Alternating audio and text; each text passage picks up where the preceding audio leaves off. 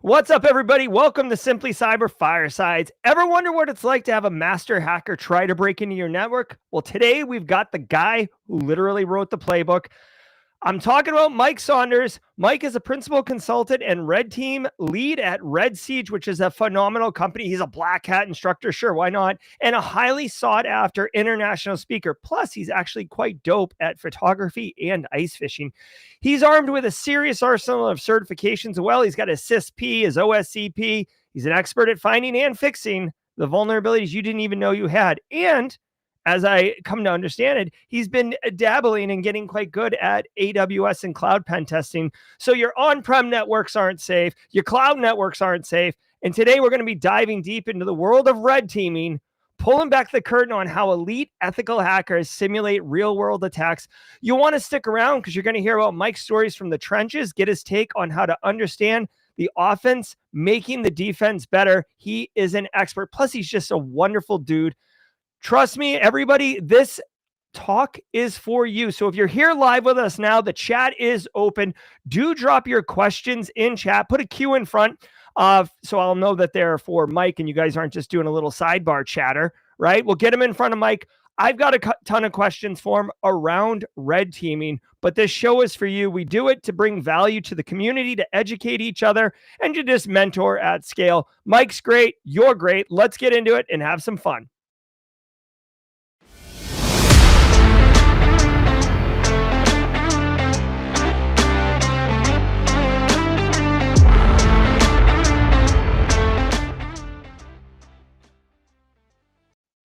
All right, good. Oh, wait, where are you, Mike Saunders? Why is Mike's so I can see Mike's camera off stage, but I don't see Mike on stage. Let's do this. Restream, doing restream things. All right, so Mike's dropped. He'll be back. All right, so Mike Saunders, Red Siege, red teaming. Okay, this guy does all sorts of crazy things. He's been in the industry for 25 years. If you have had a chance to see Mike Saunders speak in person, you know exactly how amazing he is. Let's see how his camera looks now. Brosif, what's up, Mike Saunders? Man, you were giving me just a wonderful introduction. I was like, man, I don't know how I'm going to live up to this introduction. And then Restream's like, hey, we've lost your connection. No! Restream's like, I'll handle that for you. We'll just give you AV issues. That's cool. Mike, great to have you on the show. Mike, you've been on the show before. How have you been since we last talked to you? You know, man, life is good. Life is good. I can't really complain. I did a lot of work on training this year, which was fun and educational. As you probably know, when you're putting together training, you learn a lot. Like even if you think you know a subject, you learn a lot. So put together a lot of training, actually trained, like you said, at Black Hat, helped out train in Denver a little bit. And then Corey and I taught a class at Wild West in Deadwood here just a few weeks ago. Yeah, it's been good, man. Been doing some fun, challenging tests, some really kind of out of left field kind of things that keep you on your toes and just having to adapt. So I can't really complain. Life is good. And I've been doing a lot of photography. So, well, I mean, so speaking of photography, I mean, you do a lot of live training, right? So if you guys don't know, Mike Saunders does a lot of offensive security pen testing. So clients hire him to basically pretend to be a bad guy and break into their environment and then explain how he did it.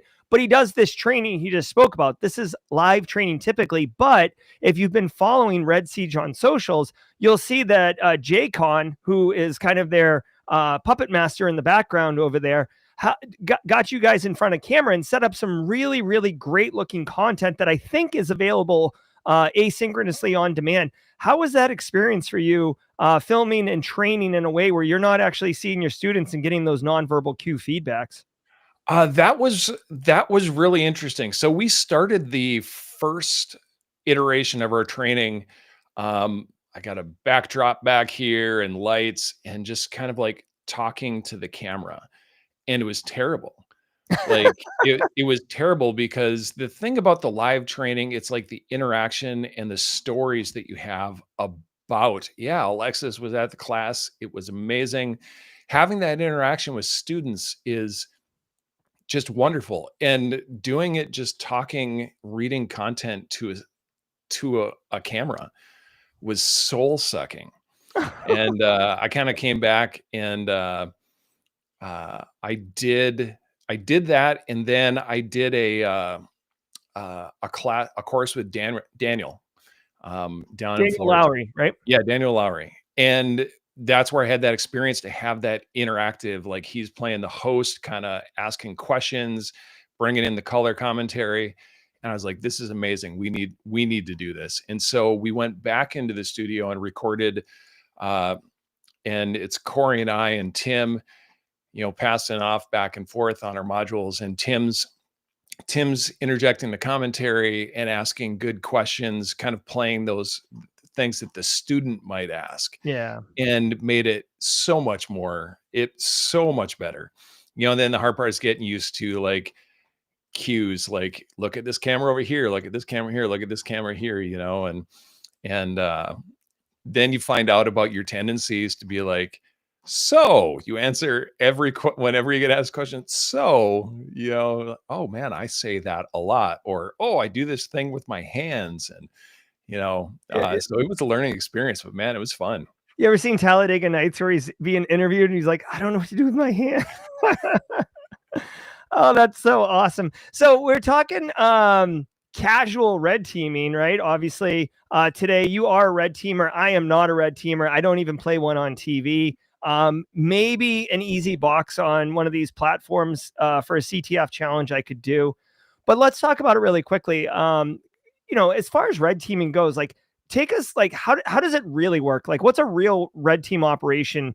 Like, how's it planned and executed? Is it like, all right, today we're going to be North Korea, baby, let's go? Or is it just glorified pen testing?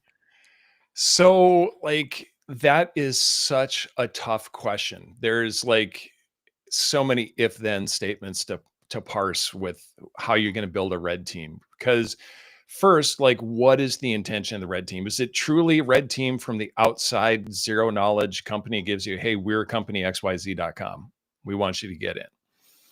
Okay, well then what are the things that I can do? Can I throw a brick through a window and unlock a door and get in? They're like, well, no, you can't do that. I was like, okay, so we're putting guardrails on this thing. Yeah, so you just said I could do anything. Exactly. Can I start a car on fire in the parking lot to distract your security guards so I can get in? They're like, no, you can't do that. I was like, okay, well, all right, now we're understanding there's some guardrails. And then the first thing in a red team is like, what is the objective? Because in red teams, the goal is not vulnerabilities. Like, you're not documenting vulnerabilities, right? You're testing people. Mm-hmm. In a pen test, in a assume breach scenario, we're testing defenses. And in red teams, we're testing defenders. So, like, what is the goal for this? So part of it is like, well, we want you to get in. We want you to establish persistence and lateral movement and planting flags. You need to get access to this file server and steal this data, or you need to get access to this database server and prove that you have access to the database. And then you have to figure out, like, how are you getting in? And this is just the external, unauthenticated, no knowledge type of red team, right? Mm-hmm. And I always describe that as threading multiple needles. People say, it's like threading a needle. It's like, no, it's threading a lot of needles. I have to find a ruse that resonates with my target, something that they're going to want to engage in. I have to find a ruse that resonates with them and get it to them on a day when they're likely to interact with it. You know how it is when you're really busy and you got all things going on, like you don't pay as much attention to the email maybe as you should. Mm-hmm. And as people end up clicking on something because they're distracted, their world's on fire, and they get this email with a sense of urgency, and they're like, oh, I have to take advantage of it. I need to take care of this. But if everything's fine, they just had a great vacation, they're calm, they're relaxed, nothing's going on. They look at that email and they're like, no, I'm not going to do that. So you got to get them. But before you can even do that, you have to have your domains not get burned, because there's companies scanning the internet looking for these kinds of things. And if you're impersonating, say, a Microsoft 365 login page with evil jinx, there's companies like Netcraft that are out there scanning the internet, and they see a Microsoft 365 login page on an IP space that's not assigned to Microsoft. Boom, you're burned. and then you got to start over. So you got to protect How, that. how long does something like that last? Like if you stood it up right now, like how long, typically until it gets burnt? We've seen it happen in as quick as 10 minutes because we forgot to put up a firewall. Sucks. Yeah. Like you will within hours for sure. You'll get burned if you stand it up and don't protect it. So you got to get that. And then you've got to get something that gets into the inbox. And there's multiple spam filters and phishing prevention filters that are out there. It might go through Proofpoint and then land in M365, and you got to get past Microsoft's filters, or goes through some other solution and then an on-prem solution. And then now you need to do the next phase. Are you going to do code execution? Well, now you have to get past whatever endpoint protections they have, plus any app allow listing they might have. And if you screw up any part in that phase, you might burn the whole campaign. So like there's a bunch of OSINT you do to try to understand your target. And hopefully you arrive at some conclusions that are correct about what their technology stack looks like. And then you send a bunch of fishes and you sit there and you wait for someone to interact. And that might be minutes, that might be hours or days, and then you get a beacon or you get a callback or you get creds. And then it's just an absolute mad race to try to get access before you get caught or, lose access. Let's say you somehow manage to get someone to do like an Office payload, right? Like a macro enabled document. It is still possible. There are ways to do it. It requires some social engineering, but it is possible to do. Someone opens that up. Well, now, if you didn't shell out or spawn into another process, because you might not want to do that because that is something that's noisy and pretty easily detectable. So maybe you want to live in Office. But if you're living in Office, if the document you sent them they're like, what is this? As soon as they close it, you lose your shell, so like you better have had a way to drop persistence very quickly and hope it works so that the next time they open Office, it spawns again, and it's so like, that's just the unauthenticated side. And then sometimes you have these ones where clients, we tell them like, you're spending a lot of money for us to do OSINT and trying to get someone to click something. Let's fast forward that and do like an assumed breach, but we'll do a red team style assumed breach. So you get a trusted insider who either gives you access to a machine or runs a payload for you. And then it's like, I always forget the name of the movie, but I think it's Michael Douglas and Catherine Zeta-Jones. And they're in this like shaft with the lasers and, entrapment. Yeah, entrapment, Dude, right?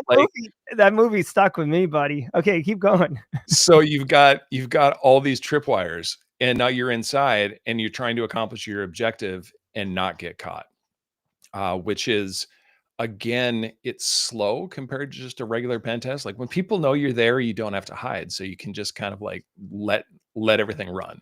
Yeah. But when they don't know you're there and you're trying to hide, well, you can't be loud. So now you got to be very deliberate about what you're doing, very quiet about what you're doing, like analyze and overthink every step that you're doing, because maybe that might be the thing that burns you. So when you do these red teams, a couple of things. One, pen test, I feel like, again, Tyler Ramsby's in chat. Tyler and I are have a pen testing company together, but clearly, as I've already qualified, he is the talent and I am more back office type stuff. But those engagements are like 5 days, 10 days or whatever. It's usually like kind of fixed and a repeatable cycle. If you're laying low and slow and waiting for something, I mean, are you given kind of like, are these red team engagements much more open-ended? Like, all right, like we're just going to kind of play and see what we get? They're long, necessarily long because of that initial phase where you start out, trying to do OSINT and find the information. Those are 6 to 8 weeks minimum. Okay. And if it's like a red team style assumed breach or a red influenced assumed breach, then maybe 3 weeks, 3 to 4 weeks. We've had some go much longer depending on what the client wants. Mm-hmm. And again, then it's about objectives. It's not finding vulnerabilities. It's trying to prove access to things. And we have this concept of what we call like level up cards, right? Like if we've done our OSINT phase, we've tried phishing, we've tried 3 different phishing campaigns, we are 2 weeks into this assessment and we haven't gotten anywhere, then you'd be like, you've talked about this client already, like, what's the next step? Do we move to internal access and do it as a trusted insider and Yeah, try like to not get caught? try to deliver value, right? Exactly. Yeah, because spending 8 weeks just phishing and having emails bounce off, spam prevention filters, or clients keep reporting them as suspicious, and you keep burning your infrastructure and starting over and starting over again. Like, that's not, all you're doing is proving that you didn't get the right user with the right ruse on the right day. Mhm. And maybe there is a tiny amount of value in that, but not the kind of value that you're getting for the cost of that assessment. So, I mean, I know, I've heard people say like, oh, you kind of get burned out because offensive security, you kind of find the same problems over and over again. You're writing the same reports over and over again. The shine wears off, and people like Jason Haddix have gone publicly and said like, I love offensive security. Like, I don't know why people get bored of it, but people do. Do you find like more pleasure in like pen testing versus red team, or do you enjoy red teaming? Like, what is it about kind of the field that you love? And is there anything that you're like, ugh, like, and again, you work currently as a pen tester and your boss, I know you're close with them, but you probably don't want to be like, like, I hate this part of my job. So answer however you'd like, but I'd love to get those insights. No, man, I still love what I'm doing. Talking about reporting, like, man, it just got cloudy out there and now looks like I'm in a dungeon again. Just Yeah. noticed it on camera. So Well, welcome to Mike Saunders After Dark. Ah. that's right. That's right. So, like, reporting, I love reporting. Some people hate that, like, they hate that part about consulting. I absolutely love reporting, because that's my legacy. Like, the report at the end of the day, at the end of the assessment, when I hand that in, that's the only proof that I was ever there. And so that report is my legacy. I want to make that as good as possible, as impactful as possible, so that if I come back the next year and do the test for the client again, like, hopefully none of my findings that I found this year are there because my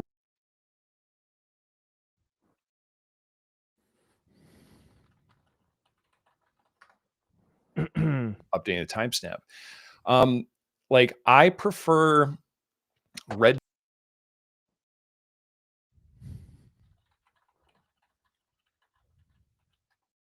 Hmm.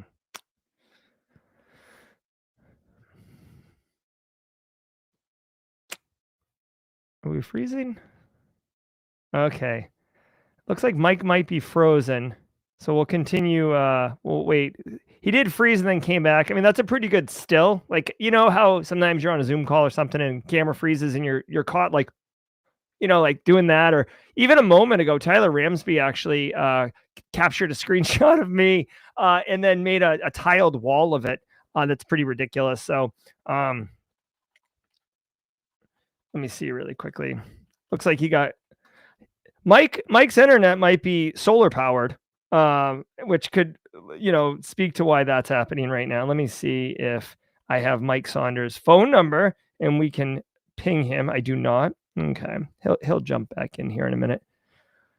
Ah, yes, it was a pre-recorded video. There we go, Mike Saunders. So Mike's jumped back in the studio. Good Lord. Mike, they're suggesting that you were completely deep fake and that you were just a recorded video, and I ran out of the 2-minute timer or whatever. But anyways, as you were, Mike.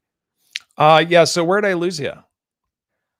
You were just talking about red team and how you enjoy it and what about it you enjoy. Yeah, I just prefer, like, the red style assume breach to red, the unauthenticated from the outside red team. Just because I feel like I can provide more value. And that's what my job is. Like, I find my job the most rewarding when I know that I am providing value to my client.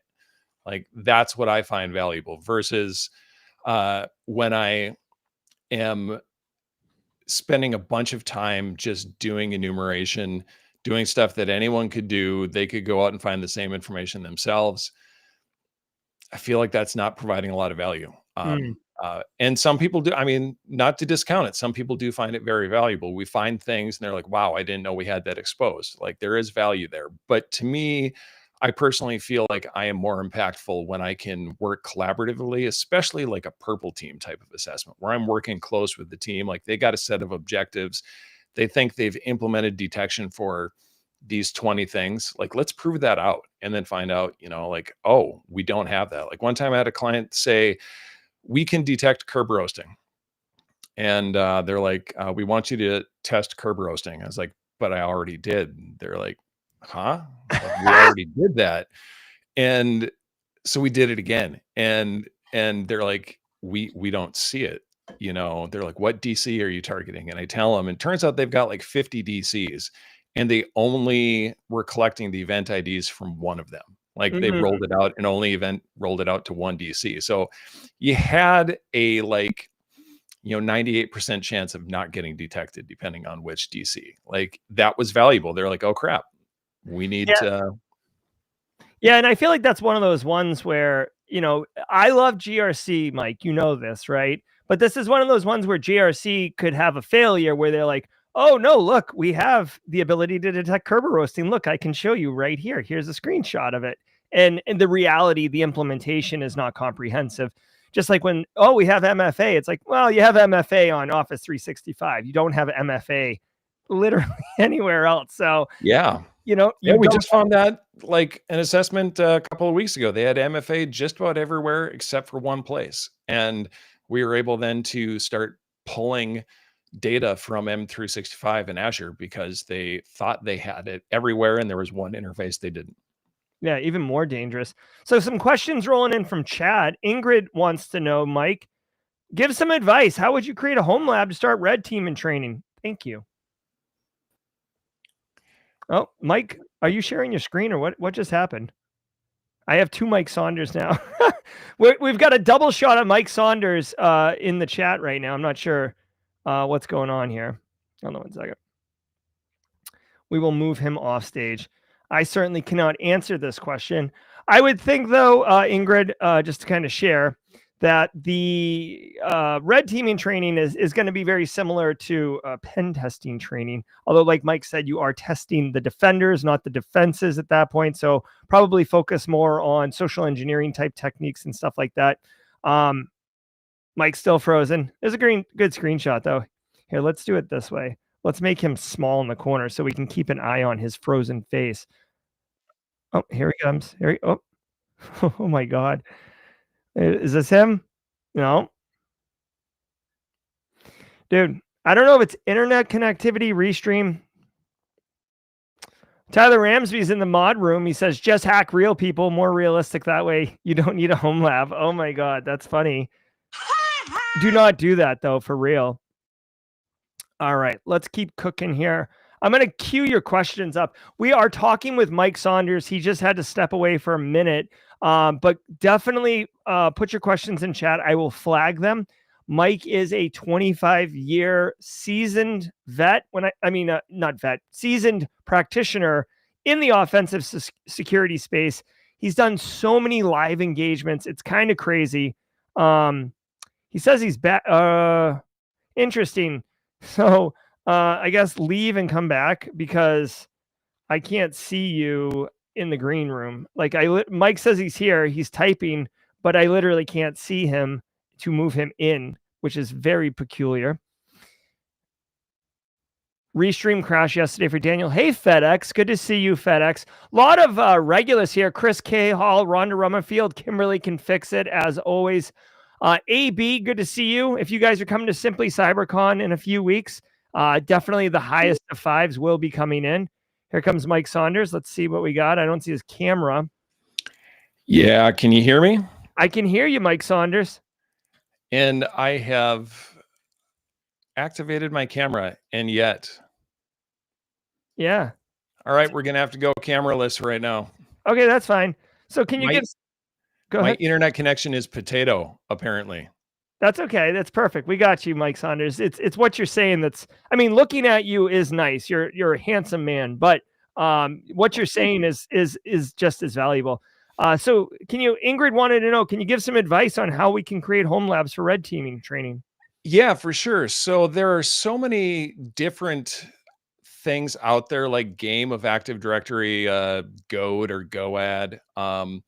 Lots of different red team labs that are out there, and you can virtualize stuff, really inexpensively. You can buy a bunch of disk and you can install a bunch of VMs and set up your favorite attack platform. I use Kali because it's easy.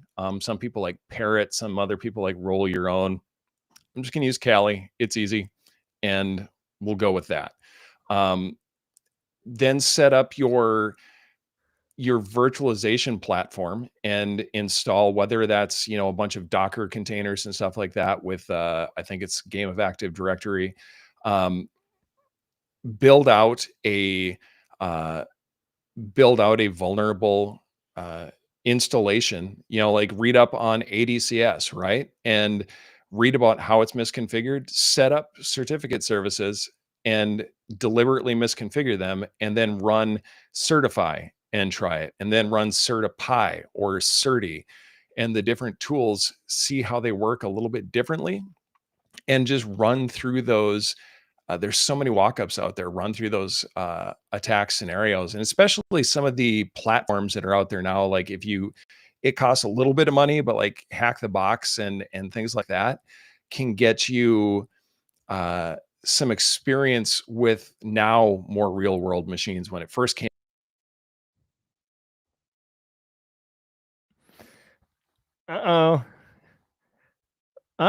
Looks like his internet connection might be a potato too. Hold on.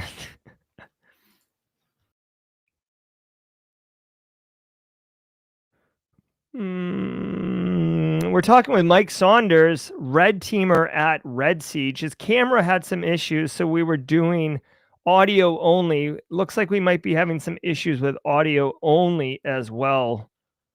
So we're going to try to get him back.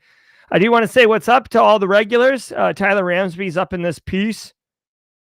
Temple OS, I haven't heard of that one. Steve Young's here. Sierra Montgomery. Jesse Johnson with the Red Siege sticker at work. Definitely love that.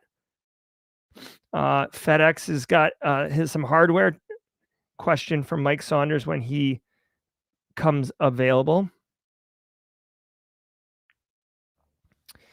All right. We'll have to figure this out. This is a little bit of tough. The nice thing is Mike's such a great guy and also a very seasoned IT professional. So he will definitely help us get this sorted out. Just as a reminder, Temple OS is a meme. Okay, I never even heard of it. What? Let me look up Temple OS. What is this? Biblical theme lightweight operating system. Okay. All right, very good. All right, let's see going. FedEx is saying he's going to be doing SCCon remotely. Starts a new job on November 3rd. Very, very cool. I love it. So let's take a minute and hang out until we get some Mike Saunders action in chat. Guys, I've been traveling personally for the last, 4 weeks, every week. Simply Cyber, Deadwood, went out there. I flew to Massachusetts for a wedding. I'm going to Columbia, which is the state capital of South Carolina, next week, in the middle of the week for a speaking thing. Just a lot of travel. And I'm telling you right now, Simply CyberCon is going to be the finish line, if you will, of kind of 2025's travel and run schedule. Not run, but just pushing. So I'm definitely going to be super pumped and loving life. All right.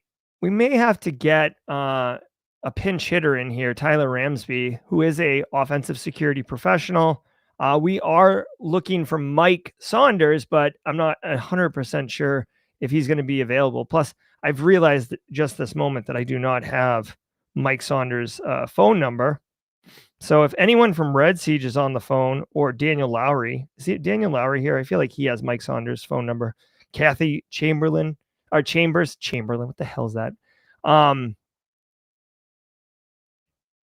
Okay, so Tyler Ramsby's going to pinch hit for us in a hot minute. All right, Jesse Johnson, Simply Cyber Connor, bus, stoked to see everyone. Let us know in chat. I'm actually going to drop this. We got 50 people here. I'm going to start a poll. Let's see. Going to SCCon. Oh, Mike Saunders is here. All right. Dude. Hey, Mike, what up? Dude, like I'm about ready to just blow something up. Eat something? Yeah. So we do have Tyler Ramsby, who's like available as a pinch hitter in the event that you're unable to continue. But I love it. What's going on over there? Is it network connectivity? Is it power? Looks like you lost power. Nope. Remember how we were talking about my light levels, just camera being, so I rebooted and now the camera has completely changed its gain settings. So.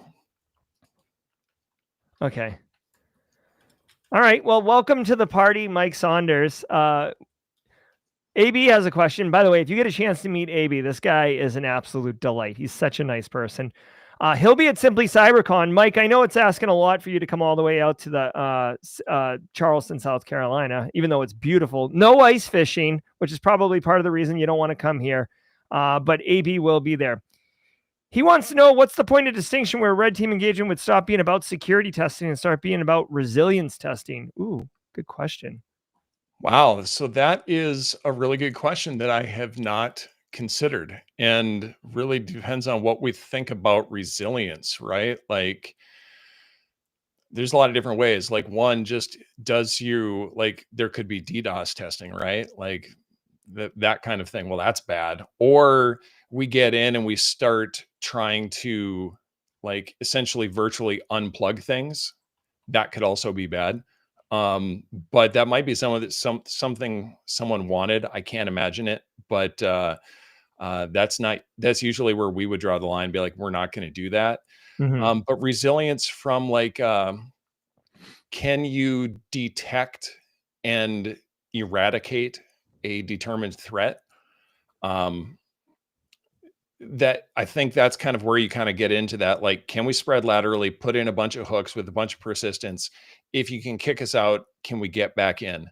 Like, I think it kind of starts to shift there. I don't know if that's answering AB's question, but yeah. I mean, it really is like splitting a fine hair of when that thing tips over. I am curious, you've mentioned here several times in this conversation, oh, it depends on what the client wants. If the client asks for this, we'll do this. Sometimes the client wants us to test Kerberoasing, all right, for example. Have you ever gotten any kind of like unusual or oddball requests from a client that just stand out as like, that's interesting?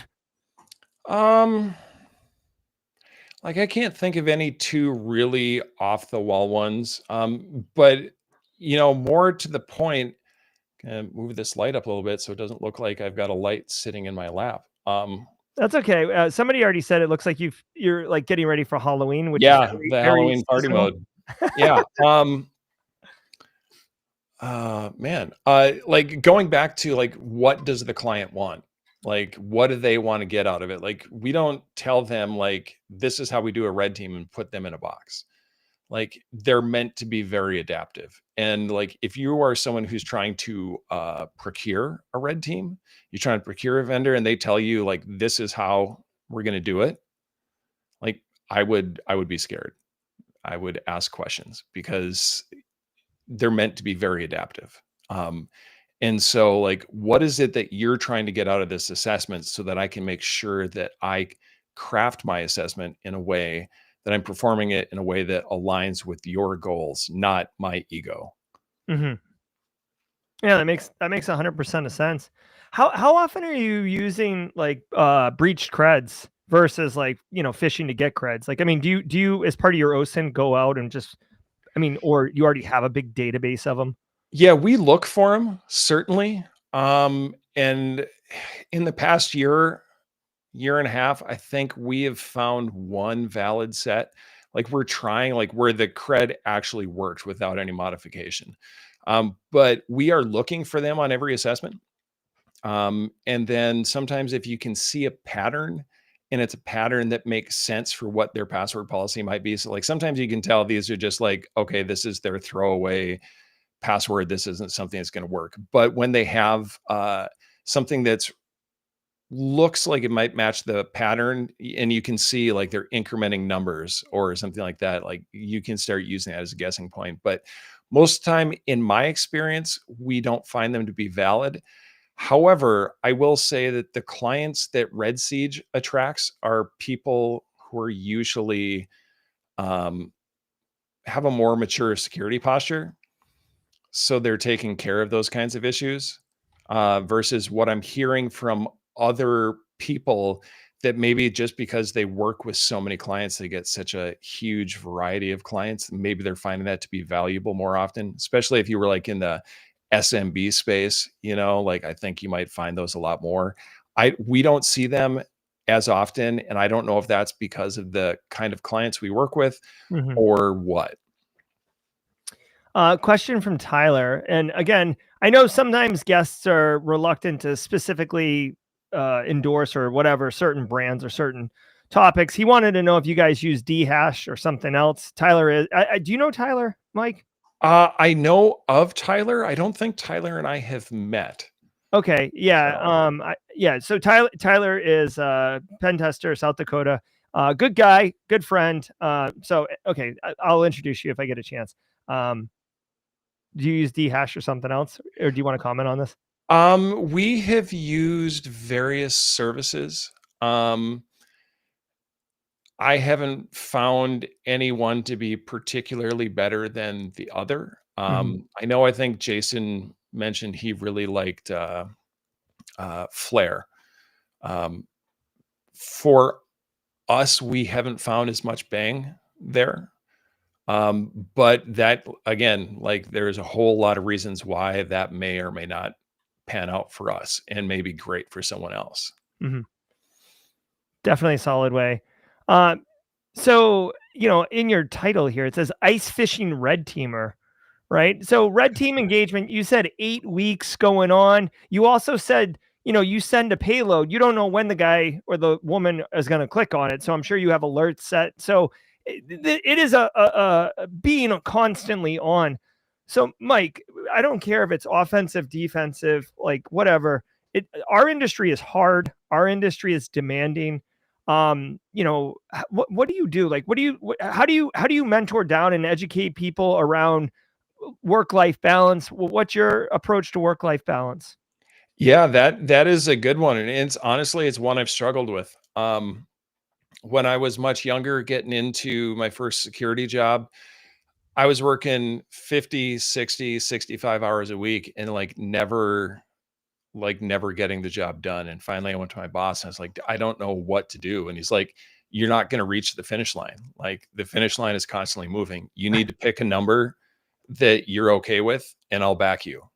Like, if you say you're working 40, all right, you're working 40. So I was fortunate to have a really good boss there that just said, pick a number that you can live with. But for me, I have to have things that are not computer for in my time off. Sometimes I read, I get together with friends and smoke cigars. I fish, go ice fishing, and do a lot of hiking, spending time out in nature. The photography is a way of getting out into nature. But even then, like you have to be careful about your hobbies and making them not a job. I found that out recently that I was spending so much time this summer trying to improve my photography, and I'm out in nature, but I'm not in nature. I'm so focused on getting the shot that I'm not paying attention and just taking in the beauty of the things that I'm seeing around me.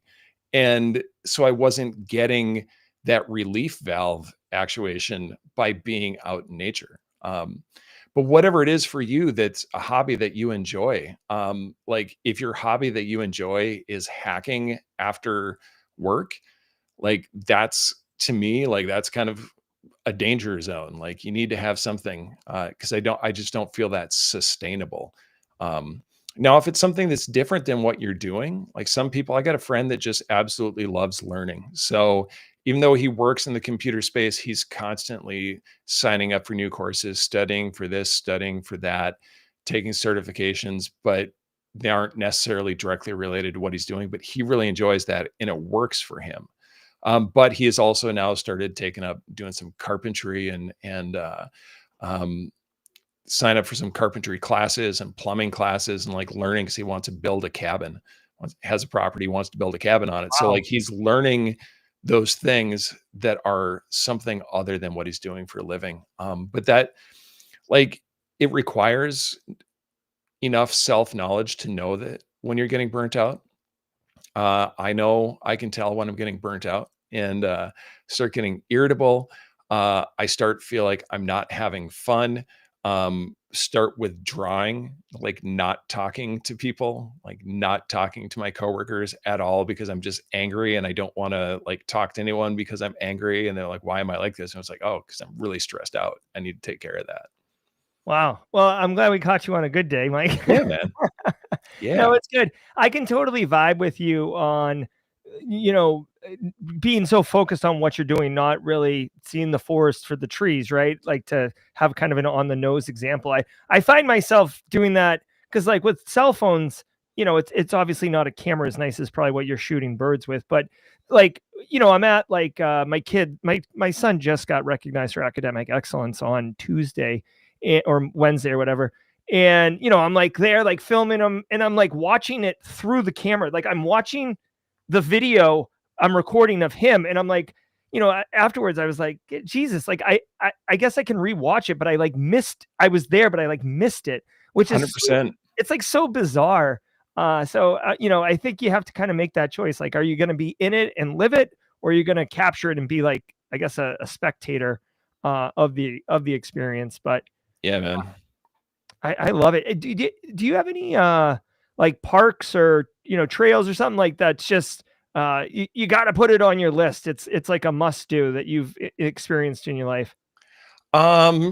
Few places. One in North Dakota, there's Teddy Roosevelt National Park, the North and South units. They are phenomenal. They are a hidden gem that like don't get visited enough, and they're amazingly beautiful and very different.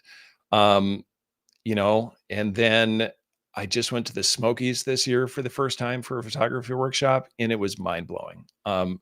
Great Smoky Great Smoky Mountain National Park is absolutely just unbelievably beautiful. Is that Tennessee, West Virginia? Tennessee, North Carolina. Yep. Yep. Straddles the border there. And then there's so many other great places. Colorado has so many amazing places like the Black Canyon at the Gunnison. I really want to visit. I haven't been there. You got the Great Sand Dunes National Monument. You've got Utah is just like the entire state of Utah is phenomenally beautiful. Yeah. It's Um, crazy how you really don't have to leave the United States to like experience wonders. You 100%. you just have to like get away from your desk. Yeah. So we're talking red teaming with Mike Saunders, who works at Red Siege. He's a very senior pen tester at Red Siege. AB did have a question relative to this. He wanted to know what are your perspective on framing your findings in a way that influences leadership, right? Because we don't want to just document our findings and then have it get thrown in the trash. Sure, we'll get paid, but we care about helping and delivering value. So sometimes, businesses don't talk technical or a lot of times. So, Mike, what's your strategy for framing this so it impacts? So it's kind of twofold. Like one, the executive summary, basically roll all the criticals and highs into the executive summary and expressing the risk in business terms, not in technical terms. Like Red Siege did blah and allowed them to take control of Active Directory. What does that mean to an executive? Red Siege, like translating that into something that is business risk,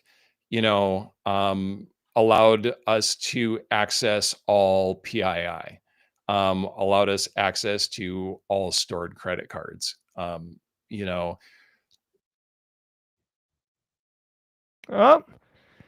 it looks like we may have another hiccup of Mike Saunders. This cap frame So First, just oh,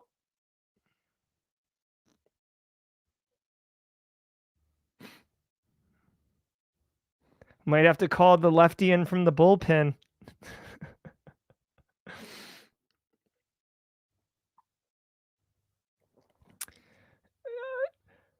Tyler! Yeah. I do like these snap frames. We should collect the whole collection and make a collage out of it for Mike after the show's over. Poor guy. He's trying to help us out. He's trying to deliver value. And just technical challenge after technical challenge. It's been a rough go. But you know what we're doing here? We're doing it live. Yep, Mike Saunders is back. Let's go, Mike Saunders. so I think it's Restream or something in between, because I've been like having a ping running this entire time and it's stable. So Okay. now I know it's not me. It completely could be Restream. Restream, for all of its benefits, since I use it every day, basically, it does have some challenges in there. So you were just wrapping up your thoughts around, basically making friends and influencing people. Yeah. So I was saying, like, in the finding itself, then, like, one, the technical details to reproduce what happens, and then also demonstrating the risk of that, and then clearly having a risk statement that articulates what the actual risk is. Um, and of course, that is highly subjective. Like, it depends on that business. So we need to tailor that. We've got template language, but sometimes we need to tailor that for that specific client. But really trying to understand the risk and going back to the client. Like, I've been doing that this week on some findings, and go, like, help me understand this. Like, I can see this. Should I be able to see this? And then they were like, well, actually, no, you shouldn't be able to see that. Like, okay, now I can determine that, yes, this is a risk. And then, like, what can I do with that data that I now have? Mhm. Like, oh, I can see a bunch of snapshots in EC2. Like, if I can mount those snapshots, I can now steal data from those snapshots, which might also include secret keys, which would, allow me access into the system, further escalating access and access to data. But, like, very clearly articulating what that is. Do you typically use financials? Like, we always talk about, oh, you got to make it financial for the business. I mean, do you find that resonates? When I can, yeah, for sure. But sometimes you got to go back to the client and understand that, because the clients are, uh, they're experts in their network. We just got here and we're going to be gone in a week. We don't know. So sometimes we need context. And sometimes we think something is critical, and then they were like, actually, based on this information, that's actually not. So, like, having, not just writing the report in a vacuum and sending it off and noping out, right? Like, sending it and then being open to feedback. Hmm. Like, that's the thing. Like, I can't let my ego get in place to tell you, you are wrong. I am right and you are wrong. I found this cool thing. Like, if the client can provide feedback that helps me shape my understanding of what's going on, that's amazing. Like, I can now be like, oh yeah, I thought this was critical, but this is actually a low, based on compensating controls that I wasn't aware of, or based on impact. Like, one time I popped this box with like MS1710 Eternal Blue, and I was like, this is great, whatever. Then I found out it was actually an embedded Windows system in a printer, not domain joined. Like, it had almost no impact, right? Like, so that went from being very, very, very, very high to be like, oh, okay, well, you should fix that. This probably isn't great. But Yeah. I mean, that's just like one step above a honeypot. yeah, yeah, pretty much. I love it. So, dude, you've got 25 years of experience. You're very, very senior practitioner, not senior citizen, right? You've probably seen so many different people in pen testing and offensive security. I'm sure you've seen some who didn't make it or didn't perform well. Share with us like what mindsets, what skill sets, what makes great offensive security people? And I ask so people in chat who maybe think that they want to be pen testers might be like, oh wait, that actually isn't what I am or what I want to do. Or people who are leaning towards it are like, yes, that's absolutely me, and I know that I can be successful. 100%. So first, the ability and the desire to learn, because this game is constantly changing, whether it's cloud space, Active Directory, hybrid stuff, it phishing, it's constantly changing. So the attack surface is constantly shrinking and growing as new things are brought in, things are retired. The tooling to do that is constantly evolving and requires the ability to, like, you don't need to know everything. You need to know how to find the information quickly, sort out the wheat from the chaff, if you will, right? Like, you get really good at Googling and getting rid of the information that doesn't matter and honing in on what is important. You need to be uncomfortable being uncomfortable, because every situation you walk into is different, and it may be an environment that you are not familiar with in the slightest. And you go, crap, I got to learn this. And the other thing, like, the mindset is like a curiosity thing, right? So like, you get an error message, you're typing something into a web form and it gives you an error message. And if you're one of those people that just like smashes the okay or cancel button, or what, you just whatever, like, this might not be for you. But like, when I see someone that just does the little head turn, be like, wait, why did it do that? I can teach that person offensive security. Like, they have the curiosity, and it's all about curiosity. Be like, why did it respond that way when I did this? Like with web app testing, if I put something in a form and then I put in a character it doesn't expect and it responds one way, and I put in a different character and it responds a different way, well, now what's going on? Why did it do that? And now that's a problem for me to solve. But if you're someone just be like, I don't know, I got an error and I closed it out. If you don't have that curiosity about why it did it that way, it's very hard to learn the offensive mindset, because it's all about problem solving, puzzle solving, and curiosity. So, of all the jobs, right? Like, so someone starts a new job, obviously they're anxious, they have imposter syndrome, these type of things. I've been around a minute, and only with offensive security have I seen when someone gets a gig, right? Because you don't know what the environment is. You don't know what you're walking into. You could be walking into like a level 300 puzzle or a level 3 puzzle, right? I've seen people have like great levels of anxiety and like, because they're like, oh, like what if I don't get anywhere? Like, I'm gonna look like a fraud. You've been doing this forever. Like, do you ever experience that, or are you just like, I do this all the time? Constantly, dude. Constantly get into something where I don't know. And then, like, even this week, like, there were some things that I hadn't done, I was not familiar with, and go, oh, okay, I need to learn about that. I need to ask questions. So one, you're never going to know everything. So reach out, ask questions, have friends. I've got some friends that are wicked smart with Active Directory. And when I've got a real esoteric AD problem I'm trying to solve, I get on Signal and I'd be like, Jim, help me. Please give me information. And if it's something else, I might go to someone else. There's members on my team who are really smart about some things. We're going to give Mike Saunders 10 seconds. There he is. Perfect. My man, Mike Saunders. All right. So you had said you reached out to Jim for some esoteric issue. You reach out to some other people when you're dealing with certain niche issues. That is a good still frame of Mike's face, though. He looks like almost pensive, like he's like, let's see Paul Allen's card. You know what I mean? Like, that's the look I'm getting right now from him. We're going to give it 5 more seconds, and then Tyler Ramsey's going to come in and pinch hit here. This is going to be good. Tyler. Same question to you, Tyler. Welcome to the talk, Tyler Ramsey. How are you? Same question. Hey. same question for you, man.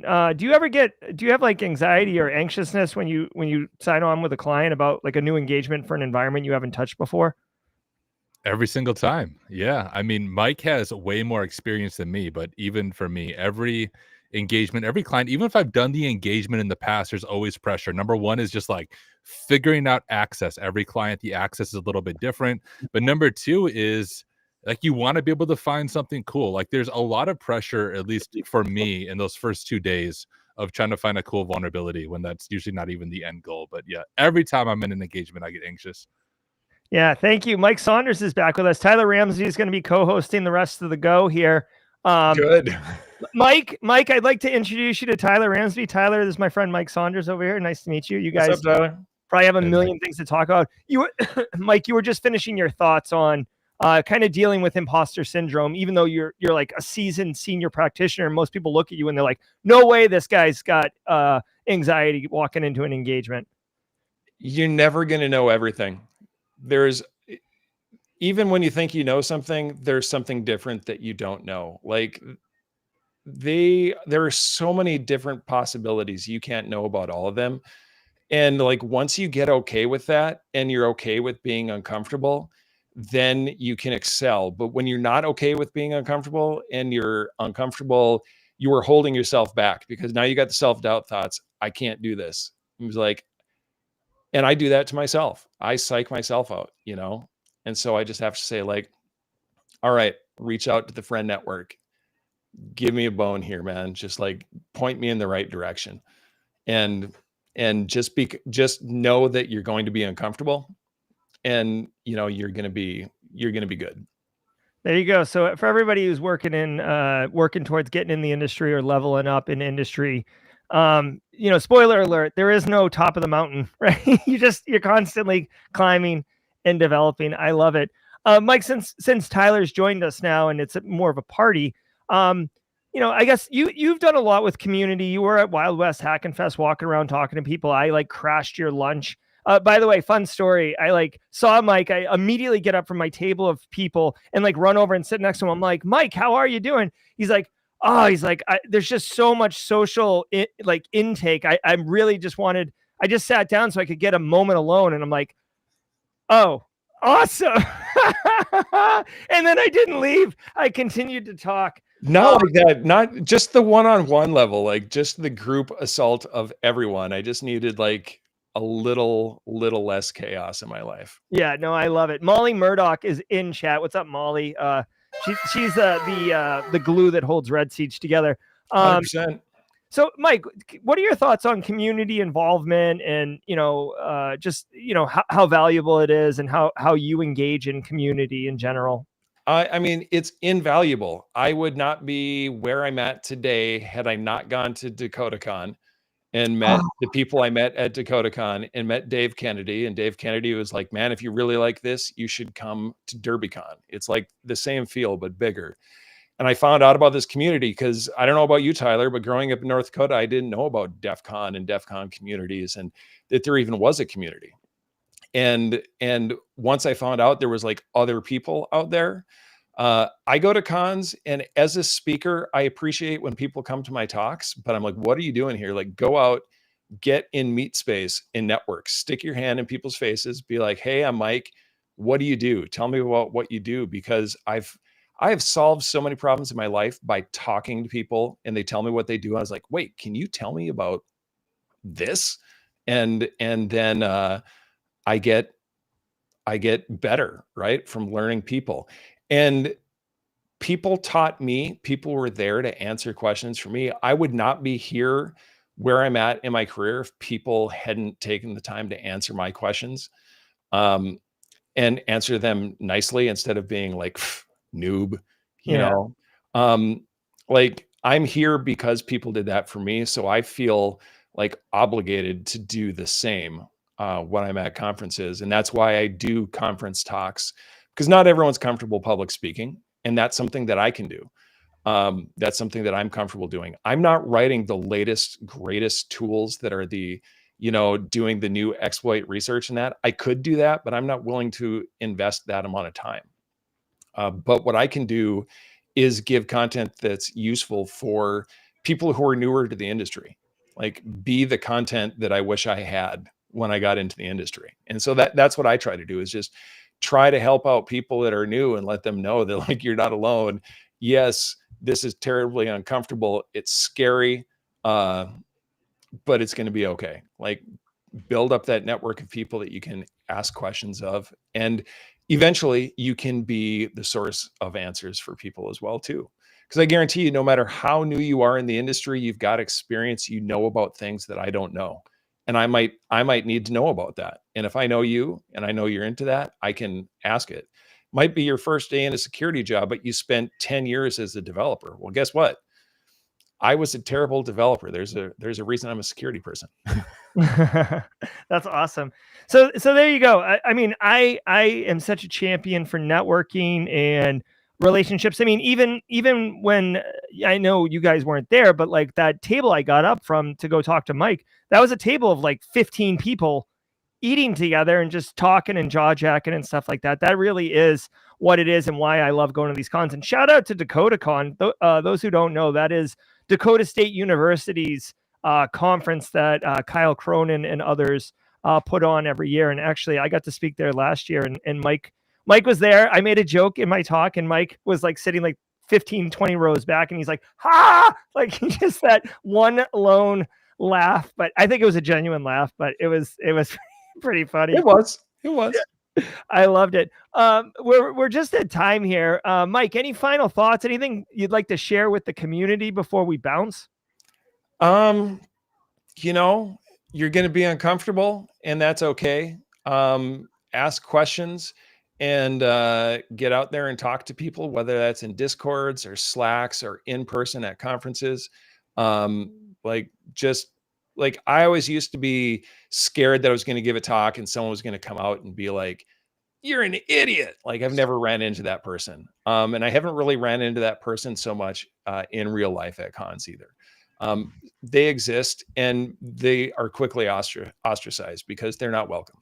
Like, get out there, meet people, ask questions, get ready to be uncomfortable, and like spend some time learning how to learn. Like that's the biggest skill, is learning how to learn. And I don't really know how to teach that. I wish I did. But like, find places that you know are sources of truth for you, that are reliable, and continue to go back to them. Because I find I use the same set of blogs and the same set of Slacks over and over when I'm looking for information. And once you find those, man, does it make your life easier. Yeah. Bookmark all the things and share them with others. Hey, this is a great one. This is one that you might want to avoid, that you'll probably get pushed to quite often. Definitely solid sage advice. I want to say thank you to Mike Saunders for joining us today, spending an hour and just delivering so much value. Shout out to Tyler Ramsby for hopping in, providing some pinch hitter. We called it bringing the lefty, as it were, Mike. Pinch hitting and co-hosting on the show. Another just amazing, excellent offensive security professional. Shout out to all of you in chat right now. A lot of familiar faces: FedEx, Sierra, Jesse. I know I'm going to see many of you, AB, at Simply CyberCon in just a few weeks. So looking forward to that in person. I want to say thank you to all of you for joining for Simply Cyber Firesides. I'm Jerry on behalf of Mike and Tyler. Thank you. And until next time, y'all, stay secure.